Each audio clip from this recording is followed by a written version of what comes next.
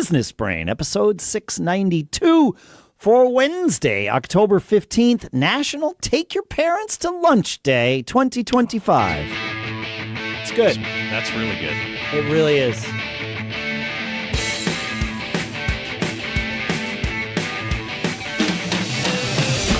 Greetings, folks, and welcome to Business Brain, the show where we take some ideas, some from you, some from us. We crunch them, we dissect them, we use them to tune our business brains every single time we get together so that we can keep on living those charmed lives.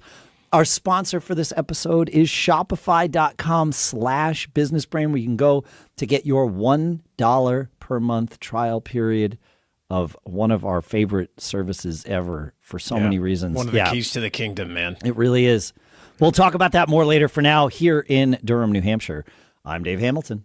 And I'm back in Northern California. I'm Shannon Jean. I'm watching this. Well, we don't get much rain in California, right? So whenever we have a big storm, everybody loses their minds. And like the headlines are like, oh, it's Carmageddon when you drive home tonight, and all this kind of stuff. And so well, I mean, the oil on the roads, if it hasn't been washed away, it's dangerous. This is the first big rain. I'm just watching it roll in, and it's getting dark and doomy or gloomy, which is, I like it. I'm here for it. Yeah, I agree. I'm here for it. Hey, so. we talked recently in an episode, Shannon, about interview questions, our favorite interview questions. We did. Yep. And we got some feedback about that. I wanted to share because some of these are pretty good.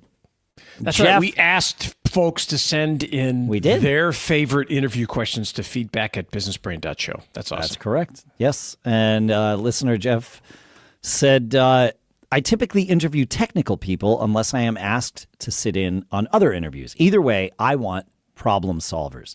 So he says, my question is, how many gas stations are in the United States? And he says, the reason I ask them is because it throws them off because they likely do not have a pre-prepared answer for this, right? Yeah, and how he says, would you? Right. I'm already, like, as I'm reading this, I'm thinking, how would I answer it? But that's what he's looking for is he says, I want to see how they mentally deal with curveballs. He says, I want problem solvers. So no one, I assume, likely actually knows that answer. Correct. So I want to hear him reason it out. Because truthfully, he says, I don't know the answer either, and I don't care. He says, I have gotten, I don't know, and that ended the interview, and they did not get hired. He says, I have gotten, right. He says, I got 1 million, and I ask why, and they say, seems like a good answer. That also ended the interview, and they did not get hired. He said, what I am looking for is people thinking through the problem, even if you have no idea. For example, and he gives 3 or 4 examples. He says, somebody said, well, there are about 350 million people in the U.S. That he says that shows that these folks have reasonable general knowledge, like somewhere to start solving a problem, right? Wow, I don't know where that came from. He says, somebody else said, so that's like 90 million households. Okay, great. Or maybe this is the same person, right? 350 million people in the U.S. That means they've got reasonable general knowledge. And then, so that's like 90 million households. That means they can draw inferences.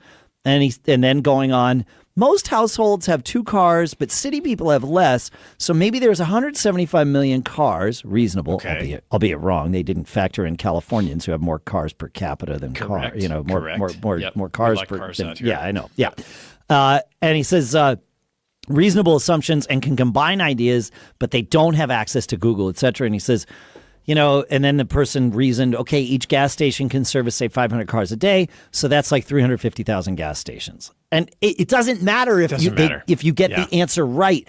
It's that you went through a reasonable, interesting, creative, even thought process. And I love that kind of question. I do too. And it's just you're trying to figure out, can this person think on their feet, and what happens when they're pushed back a little bit? Like if you're like, as from a sales perspective, I'm ready to throw out a number right away. I don't need to. I'd be like, I think there's probably 347,911. Yeah, because I know the power of random numbers and how people are like, wow, that's people believe it. If you say 300,000, that's not as powerful as 347,911. See, yep. And so I would like jump in it because I firmly believe that you always should tell the truth, but I also believe you should make it fantastic. And that is a big difference. And I didn't make that up. The truth fantastic. Always. And I love this. Yeah, it makes it's an it's a marketing, I forget, some famous ad guy came up with it. And I was like, wow, that is like my life in a nutshell, is trying to spell. So you use the same thing with this as you're talking it through, even if you're wrong about every number. Doesn't matter.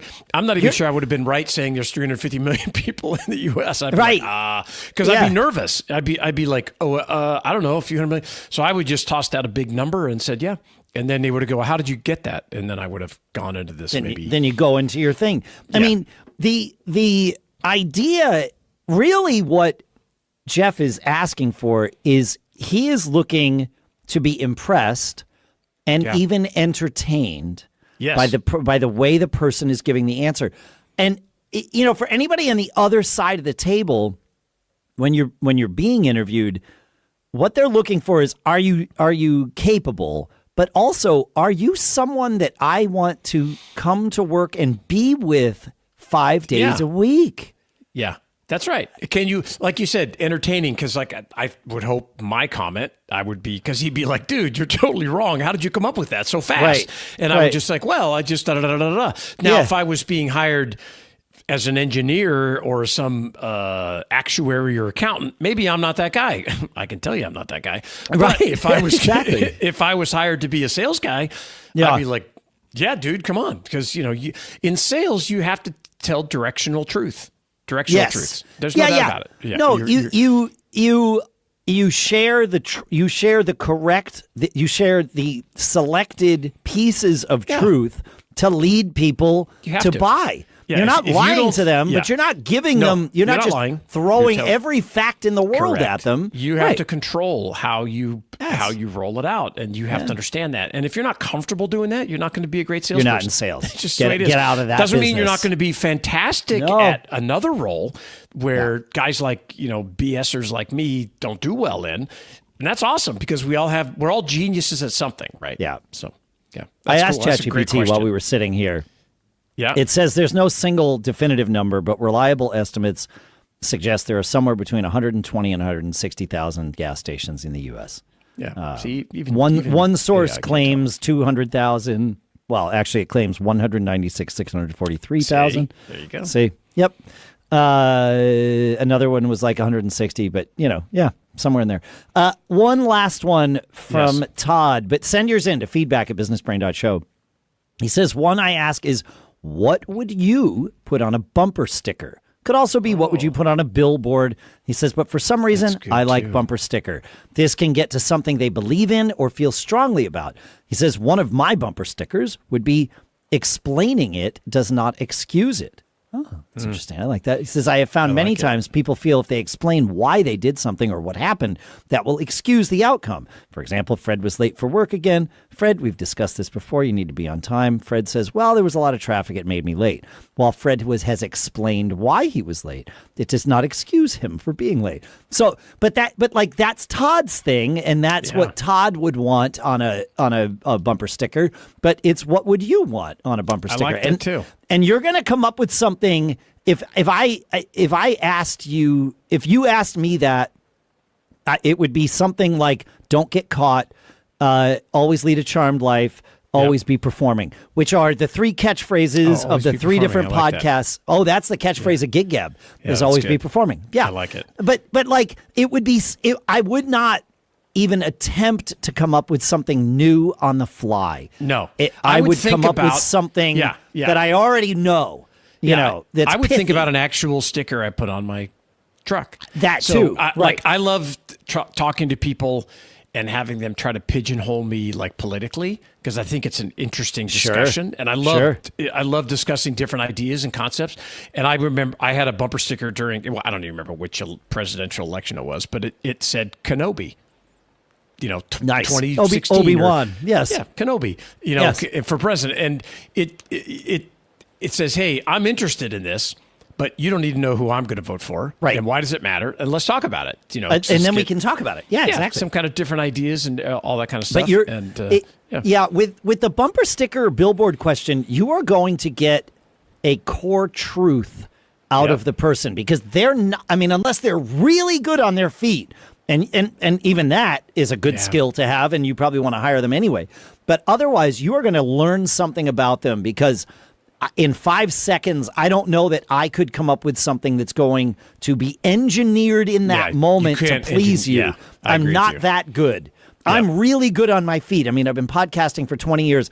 I come up with some really very good, pithy catchphrase kind of things, but only accidentally. Like I can see it. Oh, totally accidentally. When they happen, I watch them formulate in front of me. And it's like, oh my God, this is... I could see the T-shirt in my head. Yeah, exactly. Like when I said mistakes are tuition, it was like, oh, I could have that bumper sticker too. So you exactly. You could say that. Yeah, that would be another one. Or every business is in the customer service business, right? Yeah. But like, those things don't just come out of my mouth all the time. If you've listened to the show for 11 years, conjuring, and then all of a sudden you get like, oh, that's a good one. That's a good one. That's a good one. And we write them down. I have a whole list. Right, exactly. Right. But like in the moment in an interview, it's going to be something the person already has. Yeah. And it's who they are. You're trying to get at the heart of who they are. And that, love that.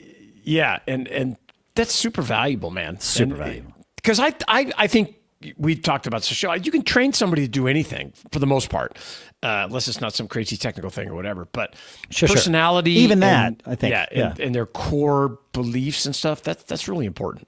That's what you need. Super good, man. Super good. We have a question from listener Andrew that we are going to get to. Sweet. The next thing that I want to talk about is our sponsor. You know that magical purple shop pay button you see when you're buying something online? The one that makes checkout feel like it's reading your mind? That's our sponsor, Shopify. And at that same platform that makes it easy to buy is what makes it incredibly easy to sell. I use Shopify for merch and more, and it's what I wish every entrepreneur had when they first start out. And if you're starting today, guess what? You can. Shopify powers 10% of all e-commerce in the U.S., from big names like Mattel to creators just launching their first idea like you or me. You get hundreds of beautiful, ready-to-go templates, no coding required, and you can manage everything: inventory, payments, analytics, and even marketing, all in one place. And that purple shop pay button I mentioned, it's not just pretty. It is, but it's also the best converting checkout on the planet. Your customers already love it. I mean, if that button were a person, it would probably run for president and win in a landslide. So if you're ready to sell smarter, not harder, and live your charmed life doing it, it's time for Shopify. Turn your big business idea into ka-ching with Shopify on your side. Sign up for your $1 per month trial and start selling today at shopify.com/businessbrain. Go to shopify.com/businessbrain. One more time, shopify.com/businessbrain. And our thanks to Shopify for sponsoring this episode. All right. So Andrew has an interesting question. He says, I have several rental properties and a separate business doing custom wood and metal fabrication. Both are sole proprietorship LLCs. That part probably is important. Okay. Says, I grew up working in the trades, so I do all the maintenance and repairs for my rental business, which means when I'm working on a house, I'm not in my workshop. So I'm trading time for one business for another. Been there, done that. Yep. As I've acquired more homes over the past 23 years, I have become my biggest client for wood and metal related or all repairs. Should my fabrication business bill my rental property business just as I do every other client? If not, I fear my rental company will bankrupt my fabrication company. Are there tax advantages or repercussions for one company billing or not billing the other? Says, I'm sure I could talk about this with my CPA and lawyer, but it seems like a valuable podcast discussion topic. And I agree that your attorney and CPA would be a good final word on this. But that said, I have thoughts on this. Do you? I do too. Okay. Absolutely. Go, you start. Go ahead. I'll give you an example. Out here, there's a group of commercial buildings where I've had buildings throughout this complex as I grew and everything else. Sure. And the guy who owned this commercial development, his name was Phil. Yep. And super nice guy. I got to talk to him through the real agent and all that kind of stuff. Always around and everything. And I didn't really pay attention to it, but I noticed there was all these maintenance trucks coming around, and on the side of the truck it said Philco. And one day I went to this guy Phil. I saw him out. We used to barbecue all the time in the parking lot. He'd always stop by in good timing on Fridays. And I'd be like, Phil, what's up with the Philco thing? Is that your company? He goes, oh, yeah. He goes, well, I have these buildings. It was him and his dad that got this company going. He goes, we started the maintenance. We were always doing maintenance, all that kind of stuff. Now, his reasoning was we got so good at it, we realized we should be in the business of commercial building. Okay. So, so it's kind of the reverse of what Andrew's talking about here, right? Yeah. So, but I would say Andrew should also look at that as like, well, this could be a standalone entity that it is. That's the problem. You should bill. To answer the question, I think absolutely you should be billing the rental company for the services that the metal and woodwork and maintenance business is doing. No doubt about it. Okay. In my opinion. Yeah.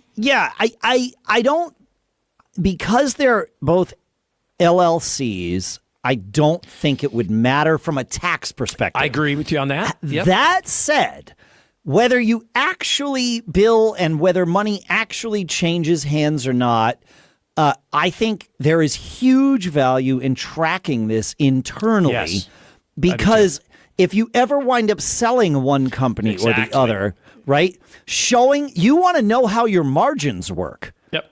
Right. And whether, and this is a question that you might not like the answer to, or you might like it a lot, but is your rental business profitable while also paying another business to do all the repairs and have that business be profitable, right? Because you could be covering up this stuff because you're over there all the time doing it. We do the same thing. I have, we own vacation rentals, and I do a ton of the work, and it's like, for us, it is kind of, the expenses are kind of hidden, right? Because it's my time.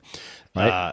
And I, to your point, Dave, about valuating the company, you may not think you'll ever sell your business, but someday you never know. Somebody could come along and say, especially a rental property business like that one, I'm presuming that the majority of the owner work that's done is this, right? So really that business runs without you as long as it is profitable after paying your other business to do the work that you do.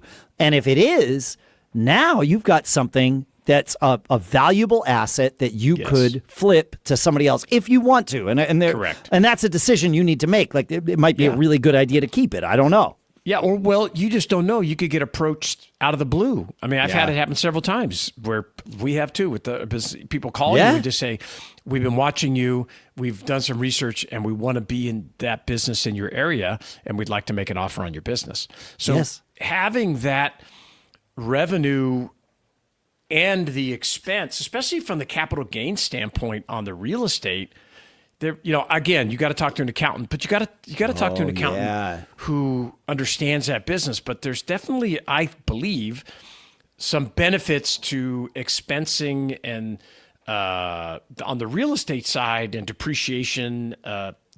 Whether it's accelerated depreciation, whatever you do, I believe there's some benefit there for you from a tax standpoint. Oh, it might not matter from like a P&L standpoint, but it might very much matter from a balance sheet standpoint. Could be. I hadn't thought about it that way. Oh, yeah, man. And especially you've got these multiple properties, and again, today you're like, well, I'm not selling, I'm not going anywhere. And which property is making, not just the business itself, but each property, looking at the profit structure for each one. Which one is killing me? And why? And why? So you can make better decisions. You're like, wow, the properties I get that are on this kind of street that have this kind of traffic, I do really well.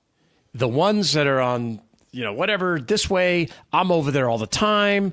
Why? Is it because there's just you just don't know. But you want to be able to ask and answer those kinds of questions so you can make good decisions about future investments, or when some private equity company rolls into your town and says, we're buying up all the rentals. All the real estate. Yeah. You just, okay, we have this and that. And here's what I've got. It all documented. Yeah. The faster you can get them valuable answers, and I mean answers that are valuable to them, the better chance that they're going to buy from you and not the next person in line. So, yeah. Yeah, and if you're thinking about, like, as you've been doing this, you said 23 years, may come a time where you're handing it off to someone, or eventually maybe it transfers to your kids, and there's a step up in value, like there is. So could impact that too. Or you say, look, I've been doing both of these businesses for 23 years. I want to get out of the maintenance business,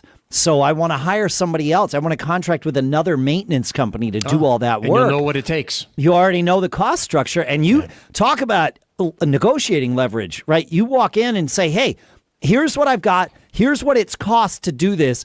Yeah. I've been literally in your shoes, right? I've been the one doing this work. Here's what it costs. Here's what it is. I want to hire you, but here's what I'm going to pay you. Yeah, and here's what you're going to get out of it. You've got leverage in that conversation.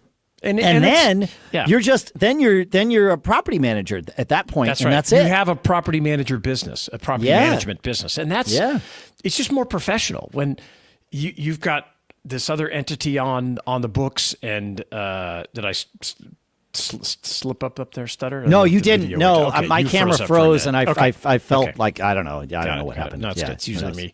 But I just like the idea of always making it formal and having it, even though you're never going to give your quote resume to someone, if it ever came time, maybe you needed to hit the bank for a big line of credit, or something came along, or you're buying another house, you say, well, I own these multiple businesses.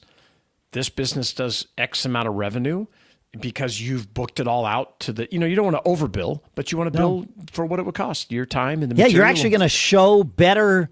You can show double. I mean, it's effectively showing double revenue, but it's not. Like, it's legitimate revenue for both businesses. Yeah. Yeah, that's great. I think you ought to do it. I would love to have you now follow up with your accountant and maybe your attorney, and then come back and tell us what they said. And then we can argue over that, because they don't know everything. so I've been with my accountant for the last week or so, and I'm like, are you sure? Are you really? Sure? Yeah. What's the story? So, but anyway, it's great questions. Thank you very much. Feedback at businessbrain.show. Share your, what you got going on. Talk to us. Tell us what we got right, what we got wrong, and what we can talk about on the show. Yeah, business therapy. We love doing it. We do it for ourselves all the time. We love to do it for you and with you. So send it in, feedback at businessbrain.show. Thank you to Jeff, Todd, and Andrew for this episode's feedback, and we'll see you on Friday. Keep living that charmed life. Yeah. See ya.